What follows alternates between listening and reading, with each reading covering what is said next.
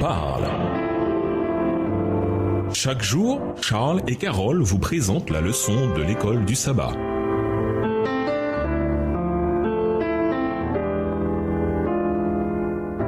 Bienvenue dans votre émission Dieu nous parle. Nous voilà au dimanche 3 juillet, créé pour la domination. Quelqu'un a écrit récemment qu'une de ses amies, athée convaincue, avait dit que parfois elle se réveillait au beau milieu de la nuit, taraudée par des questions existentielles. Ce monde est-il véritablement le résultat d'un Big Bang cosmique? Se peut-il qu'il n'y ait aucun sens, aucun but à notre existence et à l'univers? Se pourrait-il que chaque vie, y compris la mienne, celle de mon mari, de mes 2 enfants, soit totalement vaine et dépourvue de sens? Ma vie n'a-t-elle donc aucun sens? Après la chute, l'humanité a beaucoup perdu.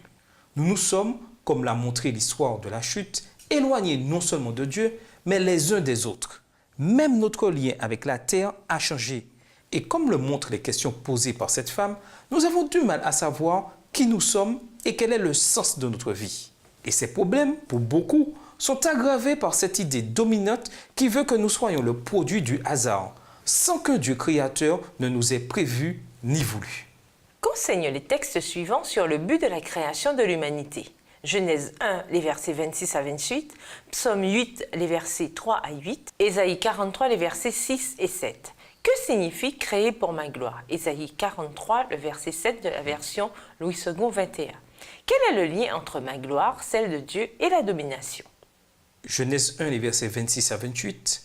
Puis Dieu dit, « Faisons l'homme à notre image, selon notre ressemblance, et qu'il domine sur les poissons de la mer, sur les oiseaux du ciel, sur le bétail, sur toute la terre, et sur tous les reptiles qui rampent sur la terre. » Dieu créa l'homme à son image, il le créa à l'image de Dieu, il créa l'homme et la femme. Dieu les bénit, et Dieu leur dit, « Soyez féconds, multipliez, remplissez la terre, et l'assujettissez, et dominez sur les poissons de la mer, sur les oiseaux du ciel, et sur tout animal qui se meut sur la terre. » Psaume 8, les versets 3 à 8. Quand je contemple les cieux, ouvrage de tes mains, la lune et les étoiles que tu as créées, qu'est-ce que l'homme pour que tu te souviennes de lui et le Fils de l'homme pour que tu prennes garde à lui? Tu l'as fait de peu inférieur à Dieu et tu l'as couronné de gloire et de magnificence. Tu lui as donné la domination sur les œuvres de tes mains. Tu as tout mis sous ses pieds, les brebis comme les bœufs et les animaux des champs, les oiseaux du ciel et les poissons de la mer, tout ce qui parcourt les sentiers des mers. Ésaïe 43, les versets 6 et 7. « Je dirai au septentrion, donne, et au midi, ne retiens point.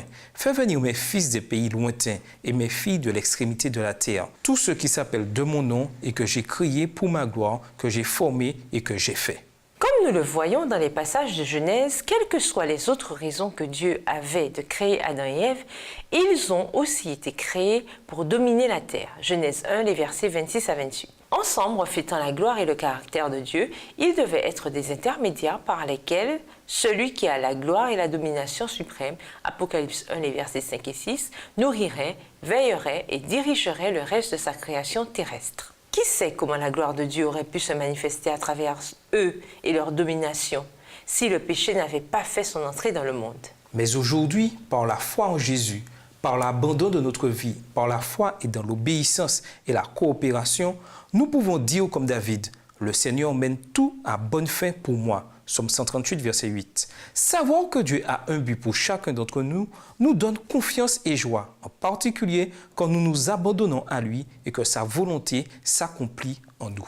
Si quelqu'un venait vous demander, « Bon, toi qui es chrétien, c'est quoi le sens de ta vie ?» Quelle serait votre réponse et pourquoi? Et nous vous laissons avec cette question de réflexion. La domination signifie-t-elle la même chose pour Dieu que pour Satan? Expliquez. Au revoir. Et à demain si Dieu veut.